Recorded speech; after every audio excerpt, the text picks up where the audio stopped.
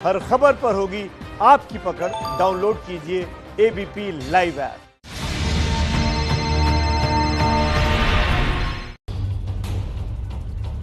नमस्कार, मैं अनुराग मुस्कान। घंटी बजाओ शो के सभी दर्शकों का आज बहुत खास धन्यवाद करता हूं। क्यों? क्योंकि आपके घंटी बजाने की ताकत है जिसने आज एनटी अवार्ड्स में एबीपी न्यूज के घंटी बजाओ शो को नंबर 1 बना दिया है। 2 अवार्ड्स आपके शो घंटी बजाओ ने जीते हैं। इसके बारे में हम आपको बताएंगे, लेकिन पहले बात करते हैं आज की कवर स्टोरी की, आज के मुद्दे की। आज का मुद्दा है प्राइवेट सेक्टर में आरक्षण देना क्या सरकार का टोपी ट्रांसफर है?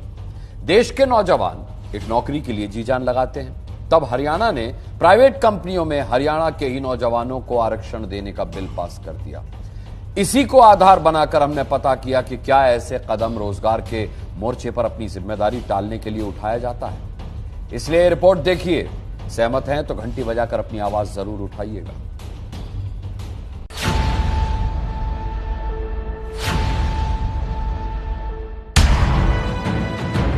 बिहार के गोपालगंज से देश की राजधानी दिल्ली आकर विवेक सिंह 3 साल से सरकारी नौकरी पाने की तैयारी कर रहे हैं।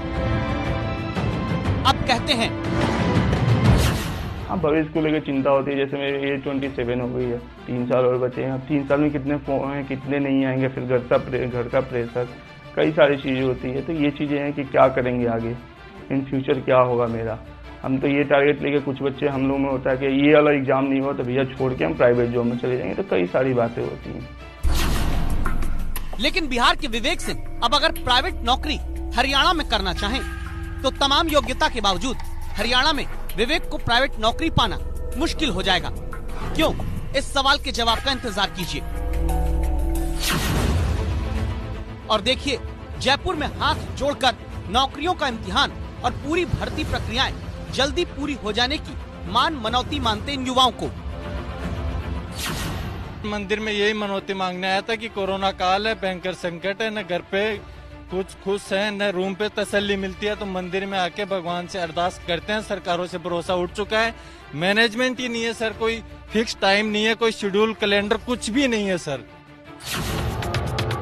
सरकारी नौकरियां भगवान भरोसे होने पर जयपुर के गगन भी अगर अब हरियाणा में कोई प्राइवेट कंपनी में नौकरी पाना चाहे तो गगन को हरियाणा में निजी कंपनी में नौकरी पाना टेढ़ी खीर हो जाएगा। क्यों? क्योंकि हरियाणा में प्राइवेट कंपनियों में हरियाणा के लोगों को ही 75% नौकरी देने का बिल पास कर दिया गया है। यानी अब हरियाणा की प्राइवेट कंपनी में हर 4 में 3 नौकरी सिर्फ हरियाणा के लोग पाएंगे।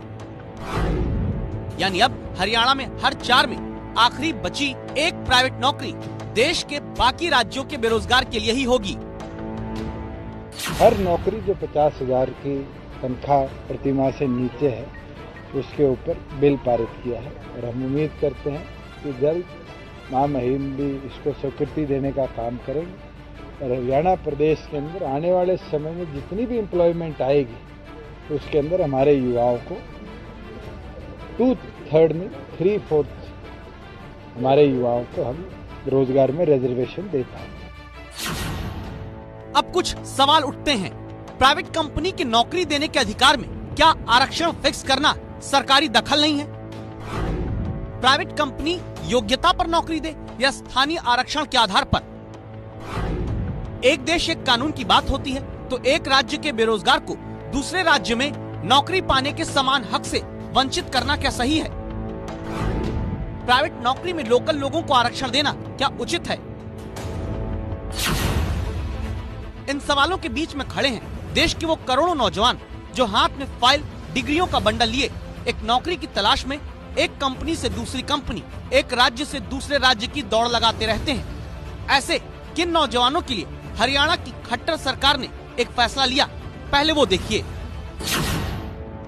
हरियाणा में करीब 1 करोड़ 10 लाख नौजवान हैं। उन्हीं युवाओं में से एक है रिंकू कुमार, जो दिल्ली की एक कंपनी में प्लांट हेड के तौर पर काम करते थे, लेकिन कोरोना काल में पिछले महीने इनकी नौकरी छूट गई। अब सब्जी की दुकान लगा रहे हैं, तकनीक के जानकार हैं, लेकिन अब रोजगार न पाने के कारण सब्जी बेचना मजबूरी। हमारा कंपनी में एक वाटर कूलर का प्लांट था और उसमें हमारी असेंबली में उसमें बढ़िया सैलरी थी सर। तो लॉकडाउन की वजह से अब सर्विस छूट गई है सर, और कोई सर्विस मेरे पास है नहीं। अब मैंने ये सब्जी का काम स्टार्ट किया सर। मैंने शाम को बाइक वाली रेडी है, सुबह उस पर जाके सेल करता हूँ, और ये घर के आगे भी एक रेडी लगा रखी है, इस पर मेरी मम्मी पापा बैठ जाते हैं, शाम को मैं बैठता हूँ इस पर आके। और कोई सर्विस ही नहीं है सर मेरे पास। अब घर का गुजारा चलाना है तो ये काम तो करना ही पड़ेगा। सवाल उठता है कि क्या ऐसे ही नौजवानों के लिए रोजगार की जिम्मेदारी उठाने की जगह आरक्षण की आड़ ली गई है? क्योंकि हरियाणा में जो बिल पास किया गया वो हरियाणा में 10 से ज्यादा कर्मचारियों वाली प्राइवेट कंपनियों, सोसाइटी, ट्रस्ट और फर्म पर लागू होगा। निजी नौकरी में लोकल लोगों को रिजर्वेशन देने का कानून 50,000 रुपए मासिक वेतन तक की नौकरियों पर ही लागू रहेगा। इंडस्ट्री के कंसल्टेशन से और इसका एक प्रावधान हम लेकर के आ रहे हैं, हरियाणा के लोगों को 70% नौकरी मिले। हालांकि ये प्रावधान पहले से भी है हमारा, किसी को इससे तकलीफ भी ना हो, दिक्कत भी ना हो। और इंडस्ट्री चूंकि इसमें मेन स्टेक होल्डर है, तो इंडस्ट्री के लोगों को तैयार करना इसमें बहुत जरूरी है। हरियाणा में मारुति, हीरो होंडा से लेकर तमाम बड़ी कंपनियों के प्लांट, फैक्ट्रीज हैं, जहां बड़े पैमाने पर हरियाणा समेत देश भर के नौजवानों को उनके स्किल के आधार पर प्राइवेट कंपनियां नौकरी देती आई हैं। क्या ये कंपनी केवल हरियाणा के ही लोगों को 3/4 नौकरी देने के आरक्षण से सहमत हैं? इंडियन एक्सप्रेस में छपी खबर के मुताबिक मारुति सुजुकी इंडिया के चेयरमैन आरसी भार्गव ने कहा, जब हरियाणा के ही लोगों को 75% नौकरी देने का मसौदा आया, तब कन्फेडरेशन ऑफ इंडियन इंडस्ट्री और मारुति दोनों ने कहा था कि इसमें ऐसा कुछ नहीं जो उद्योगों के हित में हो। हरियाणा निवेश खो सकता है। हमें लगता है कि यह कानून उद्योगों की प्रतिस्पर्धा को प्रभावित करेगा। ऐसा क्यों कहा जा रहा है? इसकी वजह को समझने के लिए हमने बात की तमाम प्राइवेट कंपनियों में ह्यूमन रिसोर्स मुहैया कराने का वर्षों का अनुभव रखने वाले HR एक्सपर्ट रजनीश सिंह से। ऐसे कदम उठाने से कार्य क्षमता पे जरूर असर पड़ेगा। अगर हम लोग अगर हम क्षमता के आधार पे अगर हम भर्ती नहीं करते हैं और आरक्षण ले आते हैं, तो कहीं ना कहीं काम के स्तर पे असर पड़ेगा, जो आपकी क्वालिटी ऑफ आउटपुट होगी, मैन्युफैक्चरिंग पे असर पड़ेगा, सर्विस लेवल्स पे असर पड़ेगा। इसीलिए ये बहुत ज़रूरी है कि हम लोग पहले अपने राज्य को तैयार करें, काफ़ी हद तक अपने लोकल लोगों को तैयार करें ऐसे नौकरियों के लिए। ऐसे में सवाल उठता है कि अगर प्राइवेट कंपनियों को अपने लिए योग्य आदमी उत्तर प्रदेश या बिहार से मिल रहा है, तो वो हरियाणा का ही क्यों ले? क्या स्थानीयों को रोजगार का आरक्षण देने से पहले उन्हें स्किल करने की तैयारी सिस्टम ने की है? गांव के आसपास जो हमारे ITIs हैं या और इस तरह के एजुकेशन इंस्टीट्यूट्स हैं, उनके साथ हमारा भी टाई अप हो। और तो और OYO, मेक माई ट्रिप जैसे ग्रुप्स जो आज इंटरनेशनल लेवल पर नाम कमा चुके, उन लोगों ने भी अब हमारी ITI से टाई अप करने के लिए सहमति जताई है। यानी अभी योग्य बनाने की तैयारी सिस्टम ने की नहीं, आरक्षण की थाली पहले लगा दी। जबकि हरियाणा क्या, देश के तमाम हिस्सों में प्राइवेट कंपनियों में काम करने पहुंचने वाले लोगों के पास डिग्री तो है, योग्यता नहीं। ये बात हम नहीं, खुद देश के श्रम मंत्री तक कह चुके हैं। देश के अंदर रोजगार की कमी नहीं है, रोजगार बहुत है। हमारे उत्तर भारत में जो लोग रिक्रूटमेंट करने आते हैं, तो वो इस बात का सवाल कर देते हैं कि जिस पद के लिए हम रख रहे हैं उसकी क्वालिटी का व्यक्ति हमको कम मिलता है। हालांकि हरियाणा सरकार ने उसके लिए एक रास्ता निकाला है। जो बिल पास किया उसके मुताबिक अगर किसी स्पेशल स्किल के उद्योग में योग्य शख्स को नौकरी देनी है, तो स्थानीय को रिजर्वेशन की पाबंदी में छूट दी जा सकती है। स्किल के अलावा दूसरे राज्य के आदमी को नौकरी देने के बारे में जिला उपायुक्त या उससे ऊपर के अधिकारी फैसला करेंगे। तो फिर सवाल उठता है कि इस छूट की आड़ में निजी कंपनियां ज्यादा से ज्यादा बाहरी राज्य के लोगों को भर्ती नहीं कर लेंगी। फिर हरियाणा में निजी कंपनियों में नौकरी देने के लिए 75% आरक्षण के कानून का क्या फायदा? बहुत से इंडस्ट्रियल प्लॉट्स जो HSIIDC अलॉट करती रहती थी आज तक जो किए, तो उन अलॉटमेंट्स में वैसे ही 75% reservation for Haryana domicile residents, उसका एक क्लॉज हमेशा रहता था। हालांकि इसे कभी इम्प्लीमेंट नहीं किया गया स्ट्रिक्टली। तो एक तरह से इस विधेयक से अब उसकी इम्प्लीमेंटेशन को ज्यादा जोर मिलेगा। सिर्फ स्थानीय लोगों को 75% नौकरी देने पर प्राइवेट कंपनियों के सामने एक और चुनौती होगी। वो चुनौती कुछ इस तरह की होती है।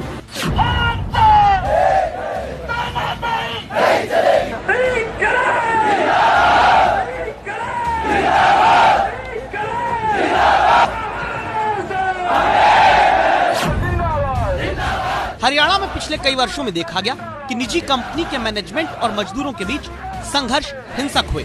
अगर ज्यादातर स्थानीय निवासी ही आरक्षण पाकर नौकरी पाएंगे तो क्या निजी कंपनी और कर्मचारियों के बीच में तनाव की खबरें और नहीं बढ़ेंगी? इस सवाल पर मुख्यमंत्री जवाब देते हैं। ऐसे 75% को हम स्टैगर करके भी उनको छूट देने वाले हैं। सभी 75% किसी एक एरिया के, एक जिले के न हो, ताकि स्टैगरिंग हो जाएगी तो एक हर जिले की सीमा भी उनको एक लगा के दे सकते हैं कि अगर वो चाहें तो इस सीमा पर भी जिले अनुसार रुक सकते हैं, ताकि पैन हरियाणा 75% का डिस्ट्रीब्यूशन करके भी वो लगा सकते हैं, जिसमें से कठिनाई दूर हो सकती है।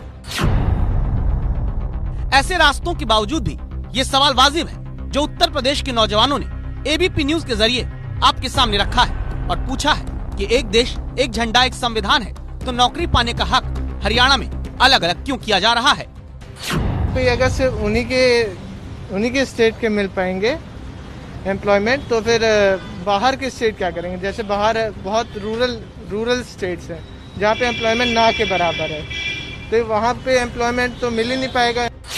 चूँकि हम भारत में लोकतांत्रिक देश में रहते हैं तो हम चाहते हैं कि जो भी भारतीय नागरिक कहीं पर भी जाता है उसको वहाँ पे रोजगार मिलना चाहिए उसकी काबिलियत के हिसाब से। जो जैसा काबिल होगा उसको वैसा काम मिलना चाहिए। पर इस बात को मैं पूर्ण रूप से सहमत नहीं हूँ कि जिस शहर में रहता हो उसको वहीं पे नौकरी प्राप्त हो, ऐसा नहीं है। सरकार यदि इस टाइप के इम्प्लीमेंट्स लाती है तो क्या हमारा भारत देश एक नहीं है? हमारा भारत देश एक है। कोई भी व्यक्ति कहीं भी जाके अपना बिजनेस कर सकता है, अपनी सरकारी नौकरी कर सकता है। इस टाइप के अध्यादेश लाने से अराजकता फैलती है, आपस में मनमुटाव होता है। लोग कहीं के भी कंट्री के किसी भी शहर के लोग आते तो हम उसको गलत निगाह से देखेंगे, वो हमको गलत निगाह से देखेंगे। इसलिए ये निर्णय लेना ही बहुत ही खराब है। नौकरियों में स्थानीयों को ही 75% आरक्षण देने के फैसले से सीधा असर प्राइवेट कंपनियों पर पड़ता है। क्या ये कंपनियां ऐसे फैसले के लिए तैयार हैं? क्या इससे फायदा होगा या फिर नुकसान होगा? इन सवालों को लेकर के हम 4 बड़े एक्सपर्ट्स के पास पहुंचे। ये वैसे काफ़ी इम्पैक्ट करेगा इंडस्ट्री को। आप जानते हो कि आजकल काफ़ी इन्वेस्टमेंट्स आए हैं बाहर से भी हरियाणा में, और ये इन्वेस्टमेंट्स को हैम्पर करेंगे क्योंकि बहुत ही रिस्ट्रिक्शन रहेगा। People will not be able to hire people from across the country. Restrictions आएंगे, कंप्लेसेंसी भी आएगा लोग ऑफ द लोकल पीपल। हमें गवर्नमेंट के साथ कोई न्यू और अदर मेथड्स ढूंढने पड़ेंगे ताकि the objective of employability is met. This I don't think is the right solution. हमने रिप्रेजेंटेशन किया CII की तरफ से हरियाणा चीफ मिनिस्टर को, डेप्यूटी चीफ मिनिस्टर को, and I hope we get an opportunity to meet with them, discuss करें कि उनके ऑब्जेक्टिव क्या है और हम इंडस्ट्री से उनको कैसे हेल्प कर सकें। देश की सभी स्टेट गवर्नमेंट से और सेंट्रल गवर्नमेंट से भी यही है कि अल्टीमेटली इस देश में गरीबों का भला, लोगों की नौकरियां, सब कुछ बढ़ेंगे तब जब हमारे बिजनेस, हमारे व्यापार, हमारी फैक्ट्रियां कॉम्पिटिटिव होंगी। अगर हम compete कर सकेंगे तो हम अपने यहाँ नौकरियां बढ़ा पाएंगे। अगर हम उस कॉम्पिटिटिव होने के रास्ते में, ईज ऑफ डूइंग बिजनेस के रास्ते में जाने अनजाने किसी भी तरह अवरोध, किसी भी तरह की ऑब्स्ट्रक्शन पैदा करते हैं, उसमें डर ये है कि वो इंडस्ट्री शायद compete नहीं कर पाएगी। जब आप टेक्नोलॉजी इंडस्ट्री की बात करते हैं तो ये ज़रूरी नहीं है कि किसी एक क्षेत्र या प्रांत में सारे के सारे स्किल सेट अवेलेबल हों। तो जब स्किल सेट्स अवेलेबल नहीं होते हैं तो अन्य प्रांत के लोगों को बुलाते हैं, एम्प्लॉयमेंट देते हैं ताकि वो उस इंडस्ट्री में काम कर सकें। तो इस दृष्टिकोण से अगर देखा जाए तो जो हरियाणा सरकार ने फ़िलहाल बिल पास किया है और 75% लोकल एम्प्लॉयमेंट को अनिवार्य बनाया है, इस दृष्टिकोण से अगर देखा जाए तो ये इंडस्ट्री के विकास को बाधित कर सकता है। और जहाँ तक हरियाणा की एक छवि रही है कि इन्वेस्टमेंट फ्रेंडली स्टेट है, स्पेशली ऑटोमोटिव के दृष्टिकोण से, उस छवि को भी आघात पहुँच सकता है। गुड़गांव को ले तो गुड़गांव एक Delhi capital, national capital region का हिस्सा है। तो क्या इस तरीके की रिजर्वेशन से, इस तरीके की चीज़ों से हम नेशनल कैपिटल रीजन का जो पूरा एक कॉन्सेप्ट है, क्या उसको हम पूरे को डाइल्यूट कर रहे हैं? अब सवाल उठता है कि आखिर ऐसे फैसले क्यों लिए जाते हैं जहां प्राइवेट सेक्टर में आरक्षण के नाम पर रोजगार पर टोपी ट्रांसफर हो रहा है। इसकी वजह है खुद रोजगार के नए रास्ते ना निकाल पाना और ना ही नए रोजगार पैदा करने का माहौल देना। तभी तो सरकारी नौकरी के लिए पिछले 3 साल से विवेक सिंह सिर्फ फॉर्म भर रहे हैं। कहीं परीक्षाएं नहीं हो रही तो किसी विभाग में रिजल्ट महीनों से लटका कर व्यवस्था बैठी है। एक फॉर्म में आपको जैसे एसएससी का फॉर्म भरोगे तो 100 रुपए की रजिस्ट्रेशन होती है, वो एसएससी से। रेलवे की हमने 500 की फॉर्म भरी थी, जिसमें रेलवे वालों ने बोला था कि 400 रुपये आपको रिफंड होंगे एग्जाम के बाद से। न एग्जाम हुआ न पैसे रिफंड है। तो आप देखो कि अगर 1 करोड़ के आसपास फॉर्म गिरे तो आप मल्टीपल कर लो 500, उसमें तो वो पैसे लेके हमारे बैठे हैं सारे बच्चों के। और फॉर्म भरने के लिए हमें पैसे की जरूरत होगी तो वो एक एक्सटर्नल खर्च होता है हमारे लिए, कि फॉर्म भरना, फिर उससे रिलेटेड बुकें लेनी है, फिर उससे रिलेटेड टेस्ट सीरीज लेनी है, तो सारी चीजें आती हैं, ये दिक्कत होती है। इसीलिए आज एबीपी न्यूज की राय है, योग्यता अगर किसी नौकरी का पैमाना है तो फिर तकनीक के क्षेत्र में लोकल को ही आरक्षण की पाबंदी नहीं होनी चाहिए। नौकरी के नाम पर लोक लुभावन फैसला लेने से ज्यादा जरूरी है युवाओं को योग्य बनाने और रोजगार पैदा करने की व्यवस्था की जाए। आप इस राय से सहमत हैं तो 8422840000 पर घंटी बजाइए, आवाज उठाइए।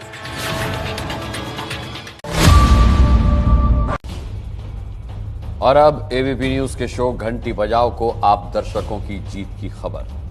एनटी अवार्ड्स में आपके शो घंटी बजाओ ने 2 जीत हासिल की हैं। आपको बताते हैं, पहला अवार्ड मिला है बेस्ट बिजनेस स्पेशल, जो चीन की 5G कंपनी हुआवे से भारत में खतरे को लेकर इन्वेस्टिगेटिव रिपोर्ट को मिला है। और दूसरा अवार्ड आपके शो ने जीता है best current affairs special program category में, जिसमें चीन को लेकर के चुनौती और उसके समाधान के बारे में विस्तार से 6 एपिसोड में बताया गया था। इन दोनों अवार्ड विनर शोज की खासियत ये थी कि दर्शकों ने ये शो देख करके तब 10 लाख से ज्यादा मिस्ड कॉल समर्थन में बजाए थे।